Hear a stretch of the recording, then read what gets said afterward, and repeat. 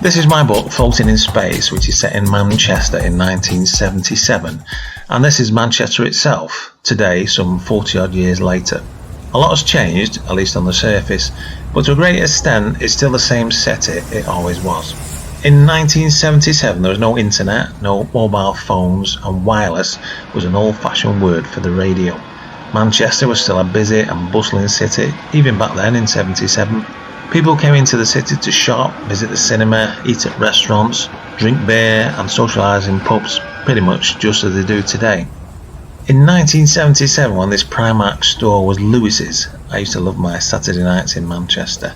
Back then, or so it seemed, there was a quality of security, of expectancy, a feeling that the night and the future were going to be good. A feeling that you might just meet some gorgeous girl, and that even if you didn't, it didn't really matter, because there was always the excitement of the people and the music and everything else that made up the evening.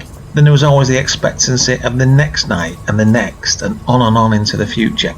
The past building up inside you like a great data bank, reminding you, reassuring you, like a light burning in some empty room in the corner of your mind. The main venue for me and my friends on a Saturday night in 1977 was the Playground, a small disco bar on Oxford Road in the town centre. Flickering multicoloured spotlights rotated across the red carpeted room, which on Friday and Saturday nights was generally packed. It had a small dance floor down at street level, and when people stepped up to the raised bar, they could look down at the dancing, gyrating girls. Interestingly, on the same dance floor on weekday lunchtimes, a topless dancer appeared at the stroke of 1 o'clock to translate the soul and disco music of the time into pulsating physical motion, the eyes of jaded office workers glued to her as she did so. My friends and I used to meet up in the Salisbury by Oxford Road station, have a few pints, and then make the short walk to the Playground. Today, travelling on the new tram service, it's easy to cast my mind back and remember the people and places that inspired my book. If I remember correctly, there was a paltry 50p charge to gain entry to the Playground. The solitary bouncer was silent but not unpleasant, and the DJ, who always began the night with Love's Theme by the Love Unlimited Orchestra, Barry White's backing band, played alternate sessions of rock, disco and chart music. My friends and I were mad about Jenny, the barmaid. She was lovely. She had a kind of round, open face, framed by thick blonde hair, and her skin was a creamy white.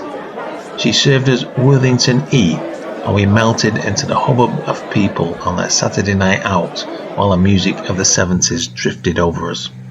I'm sure there are still Saturday nights like that in Manchester's 21st century world. Most of the pubs I used to frequent are still there. They may look different today in some cases, but peel away those new outer layers and you find things pretty much the same.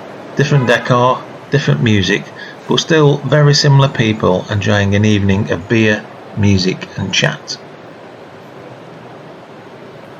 Today Manchester looks cleaner and sleeker. Modern buildings of steel and glass sit side by side with traditional architecture, and through it all glides the modern tram, toot-tooting its way through the city. As we follow the tram down Mosley Street, we come to St. Peter's Square. Once upon a time in 1977, I was a young office clerk who ate his sandwiches here on sunny weekday lunchtimes. All is different now. Even at the old end of town, things are cleaner and smoother. Warehouses and old buildings are reformed into trendy bars and restaurants and dance music venues. Everything is ready for the next Saturday night.